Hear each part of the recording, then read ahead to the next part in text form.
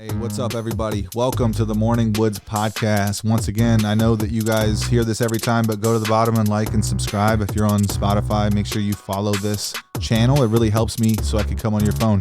And that's the ultimate goal. You know, I want to come on your phone, and I think that that's what I've aspired to do for most of my life. So just having the freedom and the platform to do that is something that I hold near and dear to my heart. And today I have a friend of mine, Mr. I won't say his name yet. I will say this. First of all, he's a very funny man. He drove all the way here from Cincinnati, Ohio. He has a dry bar special, and he is playing in Dayton this weekend. You missed it, but when he comes back, you better make sure you go see him. Mr. Adam Minnick, everybody. Dude, thank you for being here. A lot of people in here. That's a big audience. It's crazy. It is packed. Dude, this is every bit of the best intro I've ever done right there. And that inspired by, you know what? That inspired by my friends Ray Jackson and Jarrell Beeman. They also do a podcast here, and they had, excuse me so much for the people at home. If my mom's listening to this, I'm sorry. And I doubt she is. She's been dead for 8 years, so no way she's listening in right now. But just, is the music still going in the background? That's stock music. I think it sounds kind of fun. I mean, it was almost like an early 90s talk show or something. I thought you had a house band. Dude, I wish we did have a house band. That'd be sick as hell, bro. You could have one of the guys play recorder. Play the recorder. Yeah, dude. Hot cross buns. Dude, recorder. What are some other instruments that no one would play but would be fucking funny and ironic to say that they would like? The flute is not a recorder, but the flute is like the most, I think, the worst of the woodwind family. If we're being honest and you're a man and you play a flute, I think that's the worst of the woodwind family. Would you agree? Or flute. It's not a manly instrument. It's not even a manly thing to say. Flute. Flutist. A flutist? A flutarist. A flutarist? What is the profession of what is the name of a player? Would it be like would it be like a flute? I don't know, dude. I'm stumped. I don't know. This is too early in the episode for me to not have a riff right now. It's not. How about a harp? Oh, yeah. A harpist? Harp is nice, but it's not very manly. This is the thing. Harp is not manly, but it's also not something I would knock, because if I get to the pearly gates and there's like a harpist and that's like Peter's best friend, I don't really want to I don't want to count my chickens before they hatch, if that makes sense. I don't want to go off and burn a bridge that's not necessary right now. So harp off my radar. It's a heavenly instrument, because they like angels, animations are always like the angels playing a harp. Oh yeah, dude. That's very like heavenly.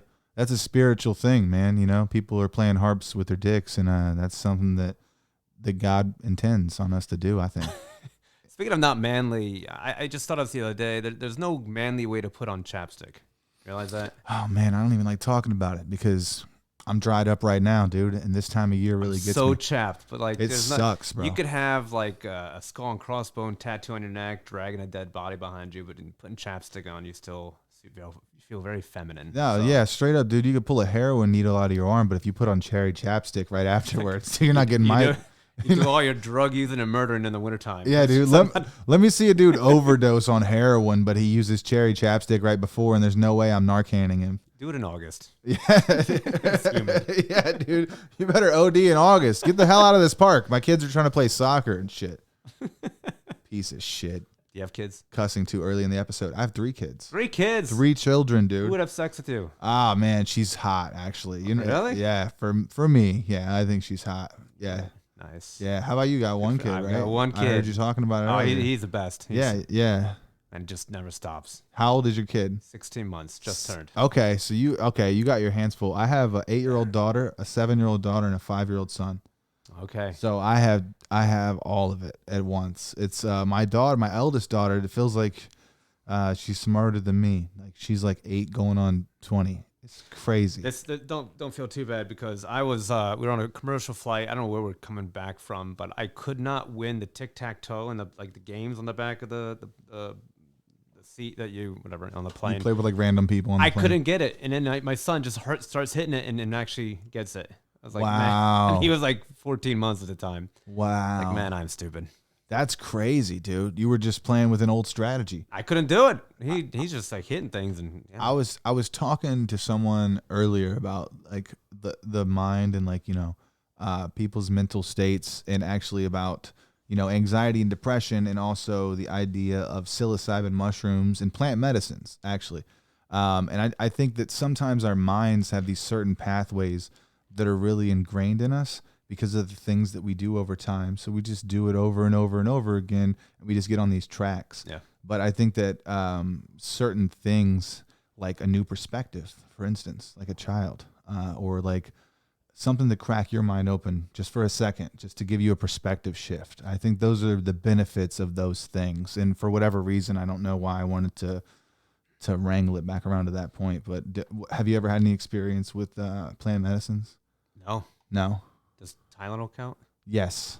Then yes. Comes from a plant, probably, right? I don't know. Can you look that up, Mark? Is Tylenol just from a lab, or is that from an actual medicine? A lot of people die from acetaminophen every year, right? I didn't know that. A pretty good amount of people OD from it. I think it's because it's in like several medicines, as far as pain medicines, and then also some of the cough medicines and sinus medicine. Like Sudafed. I know you got to sign off when you buy Sudafed. Sure, because acetaminophen is in so many different things. I think that a lot of people accidentally overdose on it. Yeah. So this is maybe even more dangerous than something that comes from the ground. I was telling someone this earlier too. I made the point that like psilocybin's going to grow whether we give it permission to or not. So is weed. That's just stuff from the ground, Yeah. So it's just stuff that I've always been into, which I'm not trying to like obviously get you to do it or something, not peer pressuring you, but it is always interesting to me to like, I just wonder why some people have never tried it. It just never came around. No desire. No one's ever been like, hey, you want to smoke this joint though? No, I've been offered. I just, no. You know what? I was offered cocaine after a show one time. Actually at Wiley's a long Sounds time terrible. ago. Oh, it's the right place though, huh? And I was like, it was at a hotel after like an after party. And I was like, I'm good. I go like, I'm a comedian. I don't have cocaine money. I barely have Coca-Cola money. Yeah. I don't have. I don't know. It's just nothing I've been interested in. I don't know. I'm nothing against weed or anything, but I'm like, I'm good. I'm good. I hear you, man. I think the older that I get, the less appealing it is. Like I find myself doing it more often because it's just not giving me the same thing that it used to. But the other thing though, like the psilocybin, that's a little bit different, I think. And then DMT is also another one that I've put my hands in a few times, and I think it's been a few years since I've done it, man, but it's different, bro. It's not like it feels more familiar than being in this reality. Have you ever woke up from a really good dream and just had a great sleep and just been like, man, that was so good. I don't know what that was. I had a dream the other night. It was I hung out with Damon Lillard. Really? The Blazers. I'm a big fan. I'm like, this is such a cool dream. I'm hanging out with it. That's sick, dude. And then I woke up. I was like, damn it. Yeah. You ever record your dreams or anything, or you have vivid dreams like that all the time? I once in a while get a dream like that, but a lot of them, I don't know. I don't remember most of them. What's the craziest dream you've ever had, man? I can't remember. To be a comedian. To be a comedian. To dream big. Where can people find your special? Send it to me. We'll put it in the link below. If you guys want to be a comedian when you're a kid, just study this guy right here. No, I watched your special though, man, and some of the clips are doing really well on so explain to me, is Dry Bar Special a network similar to like Comedy Central or someone like that who would syndicate you, or how exactly did that work? It's more that they focus on clean comics, and it's just I guess a network it's an online network, if you want to call it that. Okay. That it was such a cool experience to do it, and then when I first taped, like when I got the go ahead and got the date, I picked the earliest date as I could because we were right in the middle of COVID. So I picked the soonest date. I thought it was going to, like, I didn't think Dry Bar was going to make it. Like, a lot of things just closed down because of the pandemic. Yeah. So I probably spent 3 months of going over the same set over and over. I think a week before I taped, I had a new joke I threw in that just did really well. So there was a lot of anxiety, a lot of stress. And this reason I don't like I don't do weed or anything like that. I don't smoke weed is because like I have to have complete control. Like I can't. I've got to know what's going on 100% of the time. And so I had a lot of anxiety, a lot of stress building up to the special. And once you do 2 shows that night, and after the first show, I was exhausted. I mean, I was physically and mentally exhausted. And when my wife texts me, she's like, "Oh, it was great. You did a good job." I'm like, "Oh, thanks." Then I get home and she's like, "Do you want to watch it?" I'm like, "No," because she still had it on her phone. She could watch it. She paid to watch it live, but still had. I'm like, "I don't want to watch it." because I need to, in my mind, I need to be happy with it. Yes. You know how that as a You comic, need to leave it on stage because in your heart. You pick it apart. Yes. And so probably about 6 months later, they sent me a copy to look it over, make sure everything's good to go, and you give it a name. You give the special a name, a title. And so I watched it. I was like, oh, this is pretty good. And then it came out a year and a half after that. So about 2 years from filming to actually release date. And I don't like half the jokes I do on there because I don't do them anymore. And another part of it was you read the comments, and when it's a dry bar, like a lot of people can watch it and a lot of people don't know. And there's those trolls and everything. Yeah, yeah. And then people are just making these comments, and they're mostly good. But somewhere, one guy wrote, I actually think this is funny. He goes, I had terrible insomnia, but this guy fixed it. So that was fantastic. That's funny, I'm not a high energy comic, I'm very like low energy. And then people on the YouTube clips are like, this guy's a lot funnier than what the audience is giving him for. And then finally one guy commented, is like, yeah, because it's the height of the pandemic. They were less than half capacity, it seemed like. Yeah. And if you watch the audience, some of them are still wearing masks. So Yeah. it's such a weird time to tape a special. And I look at that and I'm like, man, I beat myself up for about a couple weeks after that. And then my wife's like, look, she goes, that might be the case that you don't like some of the jokes, but that just shows that your writing is getting better. Yeah. And a buddy of mine, Brian Hicks, he's a great comic out of Chicago. He did a dry bar too. He said, look, it's just something in your portfolio of comedy. Yeah, that's all it is, dude. It's one amongst thousands of shows, and it's something that you can just put on there. 9 times out of 10, I don't think people are even gonna. It doesn't matter. You got a special taped, and that means something. It does. But you can tell how serious you are about comedy because you're like nitpicking it so much, and you're like, dude, I literally wish no one would watch it at all. Like, and you also don't watch the comments, dude. Don't do that. I've experienced viral hate, and the first time I did, I was like, this is fucking terrible. I wanted to hide under my covers like I was on a bad mushroom trip. I wanted to, like, you know what I'm saying? Like a 16-year-old girl who got bullied. I was just like, this is not happening. But dude, you cannot. The internet is a fucking vicious place. My ego won't not let me read them. But then I remember hearing, I saw an interview. Seinfeld was talking about like how he didn't really care what the newspapers wrote about his act. The next day. Because look, I got my check. I'm gone. I'm out of there. So I don't care what they have to say. Yeah. So I was like, I thought about, I could sit there and argue with these people and like, that's your opinion, but that's not going to get anywhere. What's the point? It's a waste of my time. It's a waste of your time, dude. Just let them say it. It's a waste of your time. The problem with network TV, there's no comment section back then. So like, we're getting millions of views on this show or Howard Stern or whatever, right? They're making these massive waves, but you're not seeing that half the people are really fucking upset about what's going on. Right. And they're only watching it because they want to be outraged, and that's their form of entertainment. Half the world is fucked up. Like, we know that at least 50% of people have toxoplasmosis from cat shit. I don't know if you know that. I didn't know that. It literally makes you go crazy. I just found that out. 50% of the world has it, dude.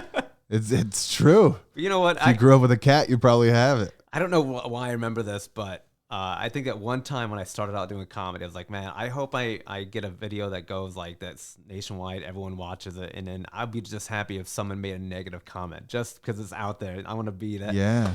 So I'm like, it doesn't bother me anymore. I actually go and read the comments, and it's almost. Was there anything really in particular that was super funny or stuck out to you where they burned you pretty hard and you're like, that motherfucker? You know what? The comment about the insomnia, I just thought the guy's just trying to be a dick, but he's trying to, it's just like, it's another form of heckling. Isn't it? He's just heckling. And like, he's whatever. heckling from the comment section like a cunt. Like, he thinks he's trying to burn me. Like, I actually appreciate that. That's actually pretty, that's clever. That's funny. Not bad. That's what I was thinking. And I'm like, you know what? I helped him. I helped his insomnia. Yeah. My comedy reaches. Yes. Hey, Mark, did I have you Google something earlier? What was that? Yeah, about how Tylenol was made. Acetaminophen. We were talking about that a little bit ago. Can you tell me how many people overdose on Tylenol? And how was it made? Did you get any insight on that at all? Yeah, so it says the active ingredient in Tylenol stems from coal tar. Coal tar. Yeah. So you've been taking coal tar. Yeah. You've been giving that to your baby too. Coal tar. Baby Tylenol. I give my kids baby Tylenol. They make it all grape flavor coal tar and shit. I have no idea what coal tar is. Coal tar. What is that? What is it? Coal tar is basically when oxygen-deprived coal is subjected to high heat. So they like scrape it off the sides. It's like concentrate from coal. What the hell? Pressurized coal. That's how they make Tylenol. What? That's what takes my headache away? Well, aren't we made of carbon? Do you know anything about science, or are you just real funny? I know some science. I know some. You just look like you know science. I look like that. Because I wear glasses. I Because understand. you wear glasses? Yeah. I thought this show was sponsored by Coal Tar. No, it actually is. Yeah, if you guys go to coaltar.com, you can actually see my new special. It's Morning Woods, brought to you by Coal Tar. yeah, it's a strep throat special. You guys are really gonna like it. It's just me overdosing on acetaminophen.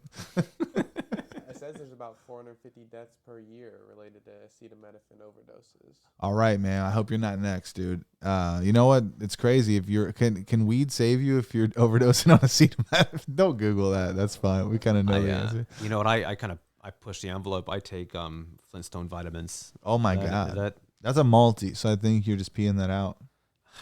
I feel alive after I take one. I only take trace minerals. I take zinc, calcium, magnesium, and then vitamin D and B, and that's pretty much. I don't take anything. You don't take anything? No. You still look healthy ish. Yeah. I don't know. I had to go to the doctor recently because Thanksgiving Eve I had a couple beers and a couple bourbons, and that's not that bad. And 6 a.m. I end up passing out after I went to the bathroom. Really? I had to go to the doctor. She's like, "Yeah, you're probably just dehydrated." You drank? You passed out after waking up the next day? I went to bed. I was pretty drunk. Went to bed. Got up at 6 a.m. to go take a piss, and then I apparently passed out. That used to happen to me every time I would get drunk. I swear to God. I don't drink like that. I mean, not anymore. I did have like a bourbon or a red wine or maybe a beer, and that's it. Yeah, but, I'm not. It's nothing like crazy. But having a son now, I'm like, I gotta be like pretty responsible. But it was Thanksgiving Eve, so that's what the Pilgrims wanted. That's what the Pilgrims were drinking: wine and alcohol and stuff like that for sure. That 100%, I would say. Yeah, I would say they were probably smoking the shit that the Indians had too. I read that they ate beaver tail. Really? And eel. Beaver tail and eel. And then lobster was considered a poor man's food. So it's like a sea bug. So is shrimp too. Right? I'm just like this thing with like the Pilgrims, what the colonists. Shrimp is like a grub. You know what a grub is, right? People pay to get those out of their lawn. Grubhub? Yeah, no, Grubhub. Yeah, you get on Grubhub.com and you can get all the surface feeding insects removed from your lawn. This podcast sponsored by Grubhub.com and Pilgrims. Grub-a-dub-dub. And lobster. Pilgrims, lobster. We're out of Thanksgiving, but we are getting a little bit closer to Christmas, Hanukkah, Kwanzaa. What religion are you? Catholic. You're Catholic? Yeah. I was thinking you were Jewish. I don't know why. My parents do too. Your parents think you're Jew because you're in show business? You look like Woody Allen and shit. You look like a Jewish shill that just goes to Catholic church. I bet your whole community is suspicious of you. I first started doing the how I look Jewish joke, and my mom didn't like it at first, and then she's like, "Yeah, you could be, but then again, you could ask my aunt who's a nun." I'm like, "Well, maybe it skips a generation. I don't know." Oh, that's funny. I don't know how it works. So, yeah. But yeah, that's. I think a lot of people who were Jewish in the last generation did change at some right converted to try to get out. We probably somewhere during that whole.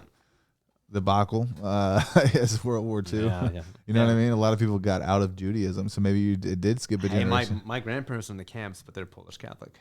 I'm sure they'd be glad to have you back, you know?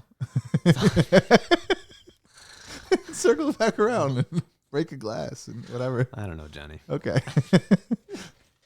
You don't want to stop eating pork. I get it. Whatever, dude. I married a Puerto Rican girl. Everything's all pork. That's awesome. Pork and bacon, pork rinds. Yes. Her mother came last year for Thanksgiving, and she made the turkey, and she covered it with bacon and stuffed it with bacon. That's a pretty amazing turkey. Dude, Puerto Ricans love bacon, huh? Pork is all like, yeah. Puerto Ricans? Is that a thing? It could be. That's not real. That might be a thing. Okay. It kind of sounds like, I mean, I don't know. They do make some really good food, though. I'm not going to lie. I love them. Yeah. Is Mexican food the same thing as Puerto Rican food, or South American and Puerto Rican is different? There's some similarities like rice and beans, but they're probably prepared differently. But it's not spicy. People think Puerto Rican food is spicy. It's not. No. Only Mexican food is spicy. South American food is not spicy either. I like spicy food though. I like to pretend that it is. That way I can dump a hot sauce all over it, and Yeah. jalapeno and stuff like You that. can always add that to it. That's amazing. I love it. Yeah, I love some spicy food. My lady is actually like full-blooded Irish. She's like red hair. She just covered everything in potatoes for Thanksgiving. We had three kinds of we had like candy yams, we had like mashed potatoes, like potato cakes. Like, what's going on? You making French fries in the air fryer? What the hell? Get us some potatoes. That was her Thanksgiving. She kept it super authentic. I was like, this was what your people brought, huh? You guys just stuffed your ass full of potatoes. You got that a bowl of Lucky Charms. And No clothes. They were just on that ship with bags of potatoes. Gonna make some soup. All right.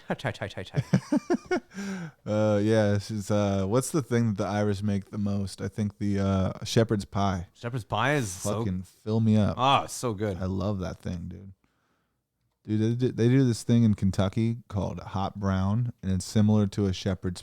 Yeah, it's it's down similar. in Louisville. Yeah, you've had that before. Yeah, it's pretty good. Oh my god, dude! I had like the poor man's version of it. I've never been to like a nicer restaurant and had it, but dude, that's like how you eat right there, dude. You fucking just cover a smashed up plant with some fat gravy and some bread on the bottom. Throw some bacon on there. It's a good winter meal. It 100% will keep you full for the day and kind of stick with you. Yeah. I didn't used to get until I was a man and I had to like go support my family. I didn't understand like the concept of like what a good meal is, but you know what I mean? Yeah, but man. also trying to be careful and watch my figure at the same time. It's such a dicey world, dude, when it comes to trying to stay fit right now. And especially with this recession, dog. Man, it's hard. It's hard. It's hard to stay in shape. It's hard to want to stay in shape, especially when you have a girl. If you have a woman at home, it's like, you probably just do nice things for her and just act like a decent human and get sex. You don't have to be hot anymore. But it is nice for us as men, I think, to try to do something, right? Try to do some push-ups every now and then. We try to go. I've been getting back in the gym the last few months, and Nice. I feel like she deserves it. Like, we've been together for years, like 13 years. And like, if I don't try to keep myself in shape, bro, I'm an asshole, right? Like, I'm not settling. I shouldn't settle in and just let my tits get bigger. I don't think that's fair to her. Just as a dude, I don't know. No, I think it's important. I think it's important for your health, just so you don't develop other issues. Yeah, dude, I'm a big dude. I get chest pains and shit all the time just from having McDonald's coffee. You know what I'm saying? Like, I gotta be careful, bro. Like, I try to eat healthy, dude, but it's hard. Sometimes I go off the rails too. Especially smoking weed is like a vice for me in that way that it will take me down the fucking road if I smoke too much or if I do edibles or something like that. Yeah. Start eating bad food in the night. Not as bad as when I drank alcohol though. When I drank alcohol, dude, I would eat anything. I mean, I would literally. Everything tastes better. And I would always want to order shit. That way, because you're too drunk. Burgers, yes. Yeah, I think it's dangerous. Oh my god, dude, it's the world is so convenient right now. Oh, I see what it is, Mark. Are you trying to adjust his camera? I got it now. Turn it back on him one more time. And then we just want to make sure that he's center. Has it been the other way the entire time? No, he's been center most of the time. Okay. Yay. Doesn't matter. How long have we been going, buddy? We're at almost 24 minutes. Almost at 24. This is invigorating right now. I'm trying to get better at this. I've done 62, 64 episodes, 65, something like that. This is good. I'm trying to get up there, man. And sometimes it's hard to steer a conversation. Like, this podcast seems to like kind of, at first, and then also sometimes I will try to be really prepared. I'll try to read stories. I'll try to like have things curated for the show. And when I do that, it goes well. But other times I also just like try to get to know people and just try to pick your brain or riff or be experimental. And I just want to say this, like, for you, the guests, that thank you. And then also just thank the people at home. And I just want to thank you too, Mark, for being here, buddy. So Thanks, Mark. this is fun for me, bro. Like, I don't know. I like this. I started doing this in my living room and stuff, and just kind of reached out to the owner of this studio and became partners with him. And so now I produce podcasts for other people, and I get the blessing of being able to do my show in the studio. And it's just, I don't know, man. It's just a cool time, man. It's the holiday right now, and I'm just thankful, man. I have 3 kids that are gonna have a great Christmas, and Mike, I didn't have such a great childhood, man. Like I don't know, I don't mean to like turn this into a sad podcast, but I'll tell you this. I remember, and it's kind of funny. One time, my mother, God bless her, rest her soul. When I was a kid, this is kind of sad, bro. But when I was a kid, during Christmas one year, this was before FDIC banking checks were electronic. Okay, so you can go and write checks that were bad checks, and you can get a bunch of stuff and just write it off, and then no one catches up with you till later. Didn't he do that in Catch Me If You Can? Catch Me If You Can, 100%. That was also great movie. One of my mom's favorite movies, ironically, which is kind of crazy because she used to fucking cash bad checks. So one year for Christmas, my mom cashes a bunch of bad checks and she gets us everything. She gets us like new bikes, pajamas, like Rock'em Sock'em robots, Rubik's Cubes, you name it, dude. Damn. Segas, all that shit. And it was all under the tree, and my brother and I were like, it was crazy. We're like, what's going on? And then like the next day, the cops came to my house and we had to return all of that shit, dude. Oh, dude, it's so fucking crazy, dude. That's a true story, dude. How sad were you? It was like the best followed by the worst day of my entire childhood. It's probably why I go so crazy on my kids, and I try to compensate. My kids have no idea why they live like so well. Like, I'm trying to constantly compensate for what my parents never did for me. It's kind of crazy.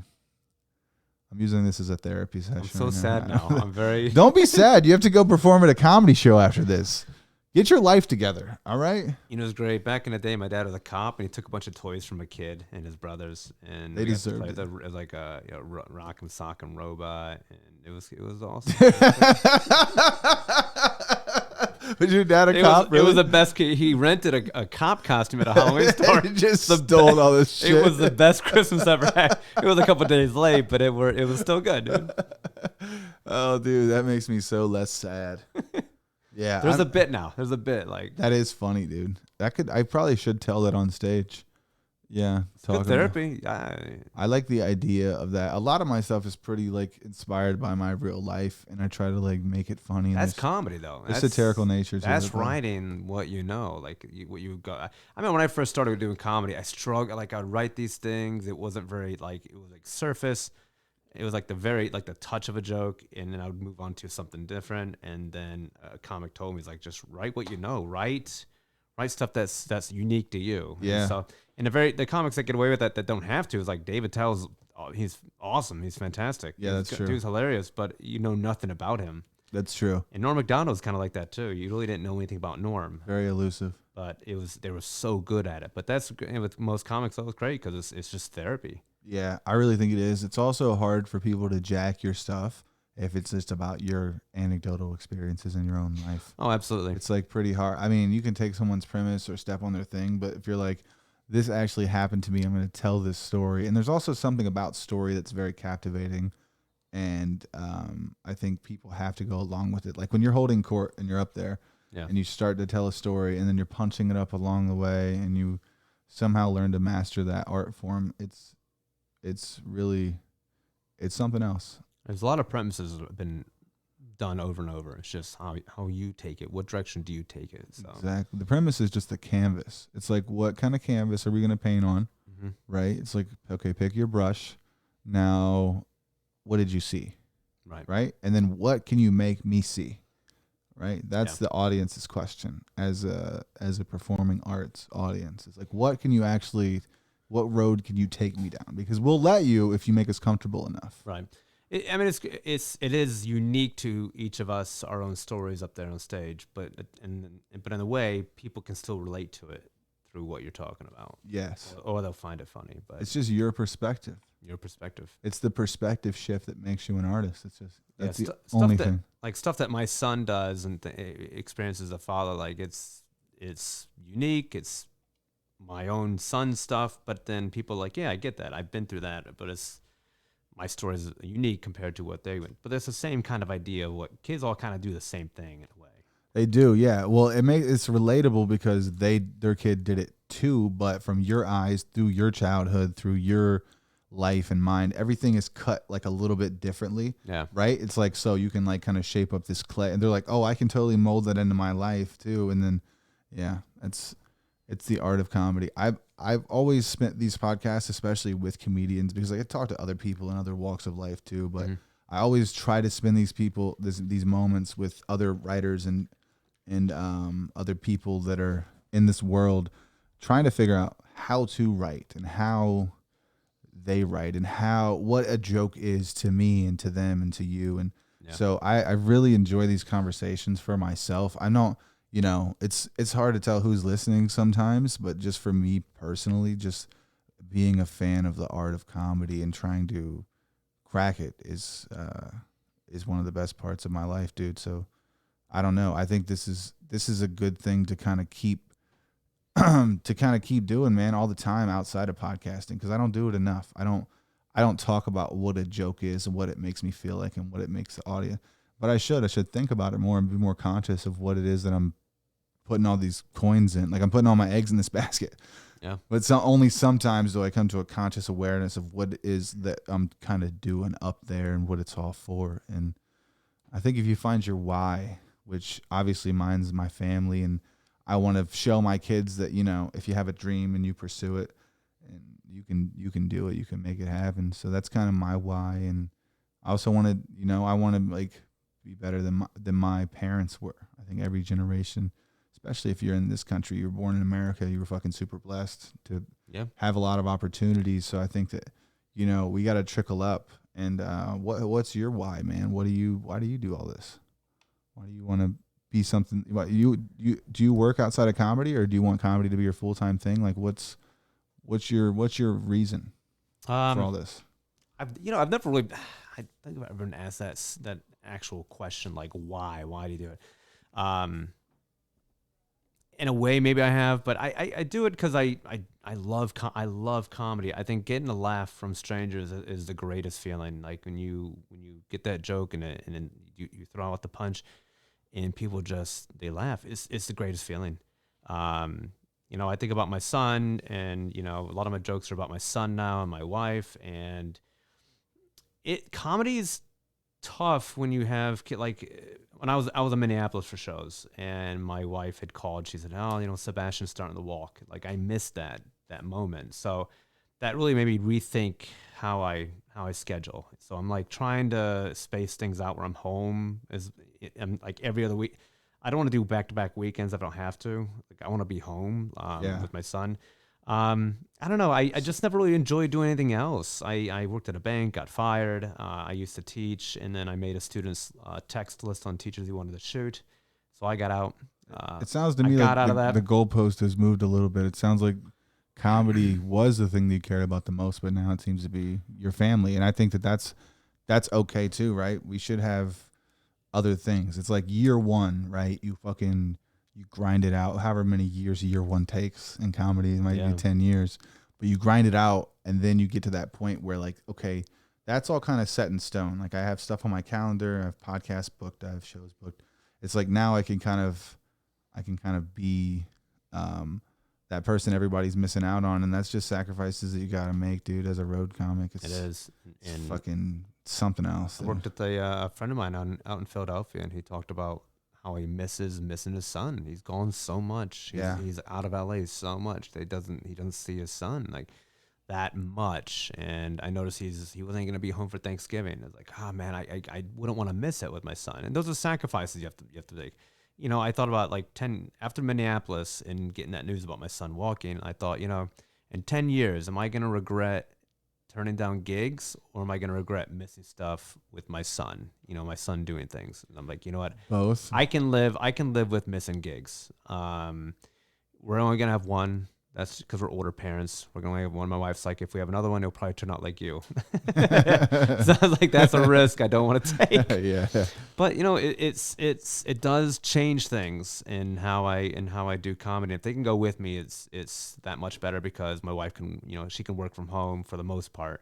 I was supposed to be in Traverse City at the Traverse City Comedy Club next weekend up in Michigan, and I had to reschedule because my wife, she has meetings all day Friday, and it's a 7-hour drive up there. And we have nobody that can watch Sebastian. I could hire a babysitter, but I don't trust that person because I don't know that person. Yeah. So I'm like, well, I messaged the club, the manager. He's like, I'm completely fine with that. Let's reschedule it. So that's good of him to do that, to be understanding, because he also has kids and grandkids, so he understands. Yeah.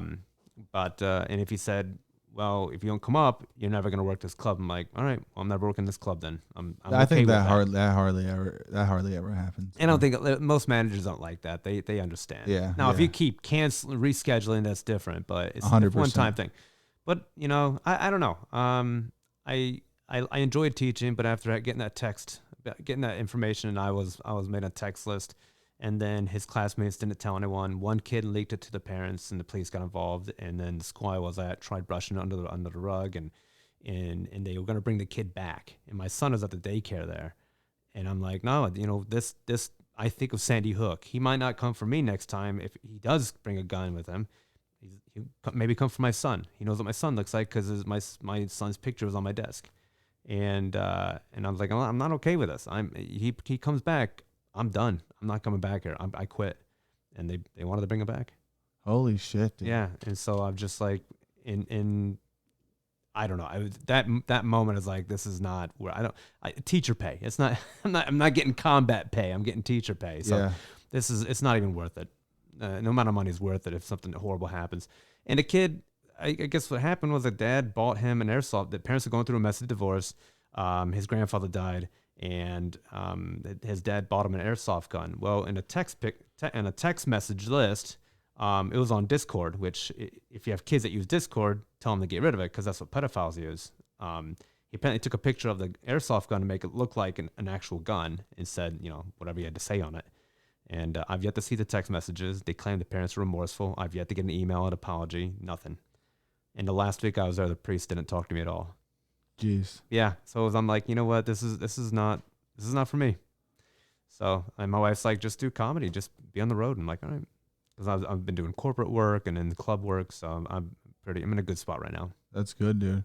That's good that you were able to transition. I think that taking that leap is what most people have trouble with. Like, you can't really see the future sometimes, but your heart and your mind will call to you, and the universe will throw things at you that will kind of lead you down this path. And you just got to follow your heart, man. And I think also, yeah, dude, just cancel gigs sometimes. I need to be more like you.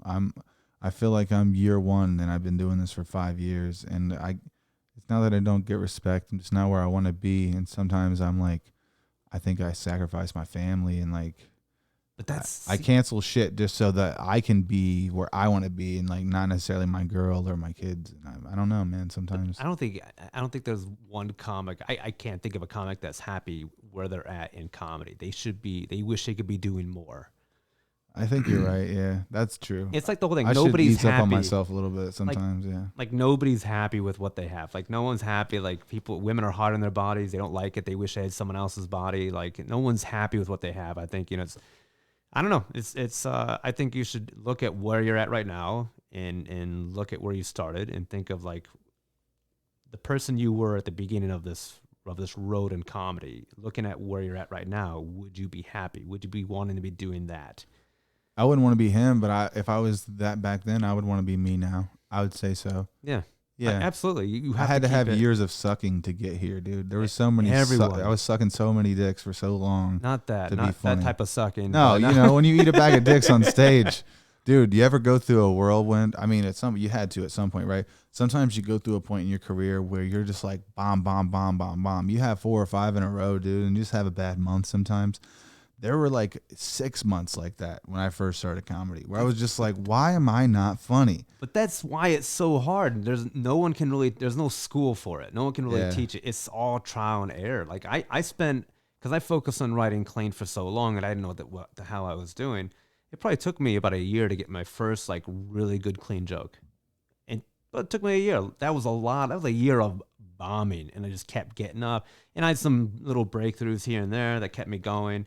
And I think after 3 years, I hated everything I did, and I think I quit for about a year. And then I got back on. I just started writing again, and I was going to open mics again. But I had to take a break because I was so tired of what I was doing. Yeah. Did you get new life experience and come back with more material, you think? It was talking to the one comedian saying, you write all this stuff, but we don't know anything about you. Write about stuff that you experienced. So like, oh, okay. I never thought of that because no one told me that when I started. Me either. So it's just you learn as you go, and you're gonna suck at first, and that's kind of what it is. Very rarely is there like Chappelle's one of the few that like right from the start they killed it.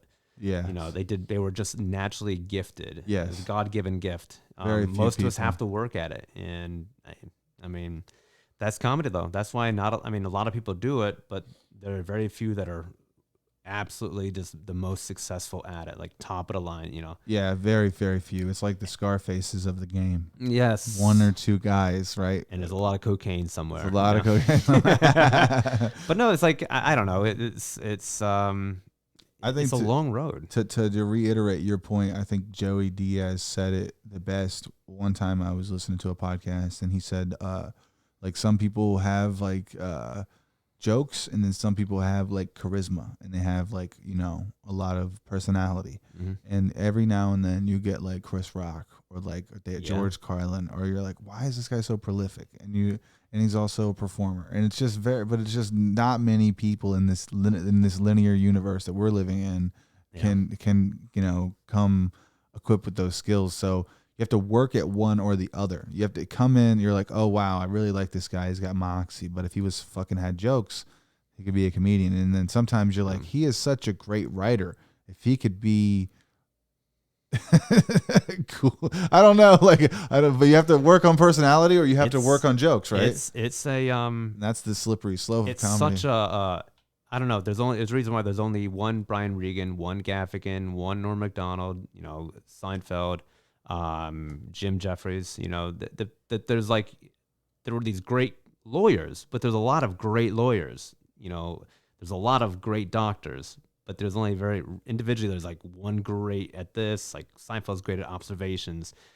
Brian Regan, I don't know if that makes any sense. Like, that's why it's so tough. There's only one type of Brian Regan, one type of Seinfeld, one type of McDonald, but then you look at lawyers and doctors out in these big cities, there's a lot of really great lawyers and a lot of really great doctors that kind of do the same thing. Now, the specialists and doctors, but I'm not sure if I'm really... I know what you're saying. There's a lot of people who are good at this, but only very few that stand out or that have been publicly renowned for what they've done as far as this craft. So that's what they like looking at, trying to be the next greatest thing. I used to want all these credits and that, and I would love to get those credits, but you know what? Again, I kind of think back to when I first started, and if the Adam from 2000 and actually the Adam from 2001 that did a stand up at some kind of talent show would look at where I am right now, I would be pretty happy. But I still want more. That's the drive. That's the drive of the comic, to keep writing, keep getting up, keep trying to audition for stuff, sending video in to get hopefully get to do a show here and there. And I think it's a great. If anything, it's a passion. It's a great passion to have. I think everyone needs something like that in life. Photography, artwork. You all right, bro? I think someone just blew up over there. Are you sneezing on the mic? Everybody's like, what the fuck? That was our camera guy. Sounded like a balloon, just like deflated. That was crazy, bro. What's your problem, Mark? Well, I really appreciate you coming today, man. I think we got the light here a few minutes back, so our engineers want us to wrap up here. But yeah, where can people find your stuff? Can you tell us where to find your social media, and also where people can find your special if they do want to go back and watch that? Yeah, if you actually, it's pretty simple. You go to my website. It's adamminnick.com. I'll have, you guys probably could have a link on the website. Yeah, send me the link and I'll post it. adamminnick.com, and that has my schedule date and also links to some clips, and then it should have. There's some, I can get the special to you, but you can watch clips of it. The special you have to pay to watch through the Dry Bar. If you have the Dry Bar app, you can watch it for, there's a small fee. It's a pretty small fee, monthly fee to have that, but you can watch the entire special on it. But basically, Facebook, my website. I don't do Twitter. I have it, but I don't use it. I just hate Twitter. I think it's stupid. I don't have it either. I don't know what makes it, what makes one tweet they get thousands of likes, and then something like do I get like 5 likes. I'm like, yeah, to me, it's a waste of time now. But Yeah. I totally get that. I think you guys should definitely check out Adam, and I really appreciate you guys watching today. Thank you for being here, dude, and sharing your story with us and opening up about some crazy shit. Because like I said, I didn't have any notes. I just wanted to. This is fun. Got to get to know you and like let this thing kind of flow organically. So thank you guys for listening, and Mark, thanks for being here, buddy. I appreciate it. Peace out. Hell yeah.